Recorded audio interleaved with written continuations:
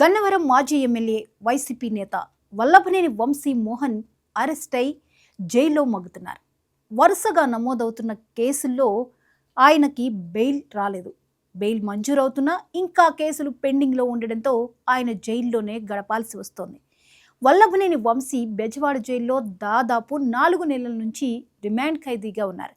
ఆరోగ్యం క్షీణించిందంటూ మధ్యలో 1కి 4 సార్లు జైలు నుంచి ఆసుపత్రికి కూడా వెళ్లివచ్చారు.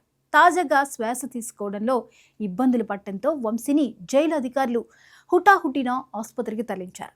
అక్కడ చికిత్స అనంతరం మళ్లీ జైలుకు తరలించారు. బూతుల పంచాంగంతో చెలరేగిన పోసాని కృష్ణమురళి బెయిల్ తర్వాత ఎక్కడున్నారో కూడా అడ్రస్ లేకుండా పోయారు. మాజీ ఎంపీ నందిగం సురేష్ బెయిల్తో బయటకు వచ్చారని అనుకునే లోపే మళ్లీ అరెస్ట్ అయ్యారు. దాంతో వైసీపీ నేతల్లో ఎప్పుడేం జరుగుతుందో తెలియని పరిస్థితి నెలకొంది. ఎప్పుడు ఎవరిపై కేసులు నమోదవుతాయో, ఎప్పుడు ఎవరిని అరెస్ట్ చేస్తారో ఊహకు కూడా అందడం లేదట. దానికి తాజా పరిస్థితులే ప్రత్యక్ష ఉదాహరణ. ప్రస్తుతం ఫ్యాన్ పార్టీ లీడర్లను కేసులు వెంటాడుతున్నాయి అనేకంటే వేటాడుతున్నాయి అనే చెప్పాలి.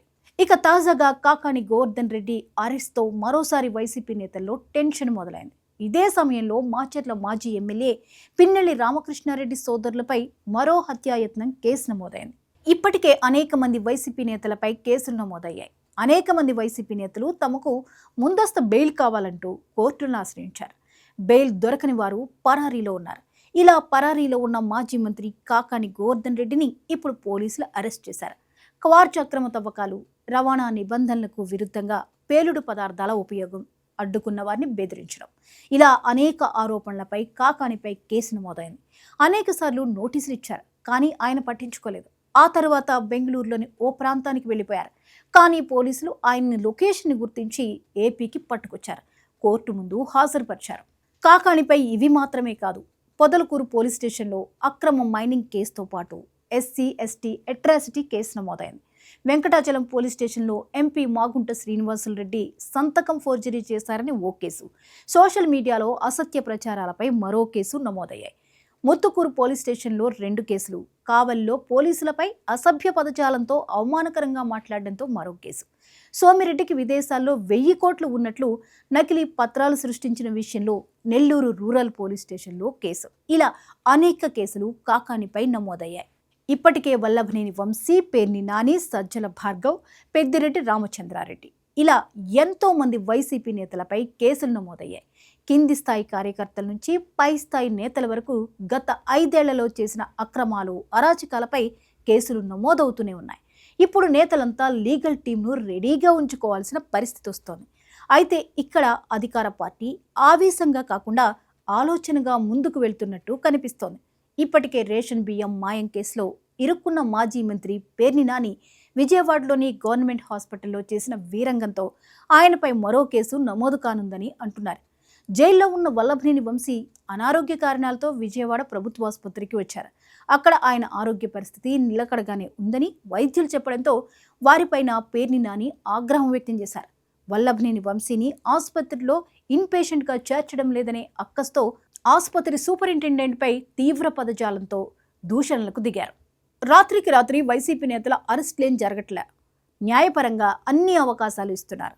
జిల్లా కోర్టు నుంచి సుప్రీంకోర్టు వరకు వెళ్లే అవకాశాలు ఇస్తున్నారు. అంతేకాదు, గతంలో వారు చేసిన అక్రమాలు, దౌర్జన్యాలకు సంబంధించిన వీడియోలు, ఆధారాలు ముందే బయటకు వస్తున్నాయి. ఇలా పక్కాగా నేతలను బుక్ చేస్తున్నారు.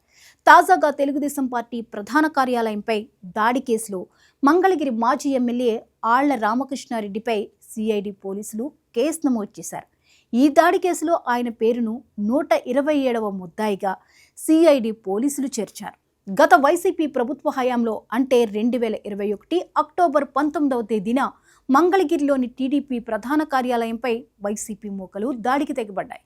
అయితే కూటమి ప్రభుత్వం కొలువు తీరిన అనంతరం ఈ దాడి కేసును సిఐడికి అప్పగించింది. అయితే ఎమ్మెల్సీలు లేళ్ల అప్పిరెడ్డి, తలసల రఘురాం, నాటి బాపట్ల ఎంపీ నందిగం సురేష్, విజయవాడ తూర్పు వైసీపీ ఇన్ఛార్జ్ దేవినేని అవినాష్ ఆధ్వర్యంలోని వైసీపీ ముఖ్య నేతల ఆదేశాలతో ఈ దాడికి పథకరచన జరిగినట్లు సమాచారం. వందలాది మంది వైసీపీ నాయకులతో పాటు రౌడీ షీటర్లు, పలువురు మహిళలు ఈ దాడిలో పాల్గొన్నారు. టీడీపీ కార్యాలయం ప్రధాన గేటును కూల్చి లోపలికి ప్రవేశించిన అల్లరి ముక్కలు కార్యాలయ సిబ్బందిపై విచక్షణారహితంగా దాడి చేసి హత్యాయత్నం చేశారని అభియోగాలు నమోదయ్యాయి. టీడీపీ సెంట్రల్ ఆఫీస్ దాడి ఘటనపై మంగళగిరి పోలీసులకు ఫిర్యాదు చేశారు. కానీ అధికారంలో వైసీపీ ప్రభుత్వం ఉండడంతో ఈ కేసును పక్కన పెట్టేశారు. అంతేకాకుండా టీడీపీ ముఖ్య నేతలపై ఎస్సీ, ఎస్టీ అట్రాసిటీ కేసులు సైతం పోలీసులు నమోదు చేశారు. ప్రభుత్వం మారడంతో గత ఏడాది జూన్ చివరిలో ఈ దాడికి సంబంధించిన కేసు ఫైళ్లను బయటకు తీశారు. అయితే ఈ కేసు నమోదుతో పాటు దర్యాప్తుల్లోనూ ఉద్దేశపూర్వకంగా నిర్లక్ష్యంగా వ్యవహరించారనే కారణంగా అప్పటి సీఐతో పాటు 2 ఎస్ఐలను ప్రభుత్వం సస్పెండ్ చేసింది. ఇప్పటికే ఈ కేసులో నందిగం సురేష్ అరెస్ట్ అయిన సంగతి తెలిసిందే. మరోవైపు ప్రతిపక్ష నేతగా చంద్రబాబు నాయుడు ఉన్న సమయంలో ఆయన నివాసంపై మాజీ మంత్రి జోగి రమేష్ దాడికి యత్నించారు. దీంతో టీడీపీ కార్యాలయంపై దాడితో పాటు చంద్రబాబు నివాసంపై దాడి కేసులను ప్రభుత్వం సిఐడికి అప్పగించింది. టీడీపీ కార్యాలయంపై దాడి కేసులో పొలిటికల్గా సైలెంట్ అయిపోయిన ఆళ్ల రామకృష్ణారెడ్డిపై కూడా కేసు బుక్ అవడంతో వైసీపీ నేతలంతా ఉలిక్కి పడుతున్నారట. చూద్దాం మరింకెంతమంది నేతలు క్యూ కడతారో, ఏం జరగబోతోందో.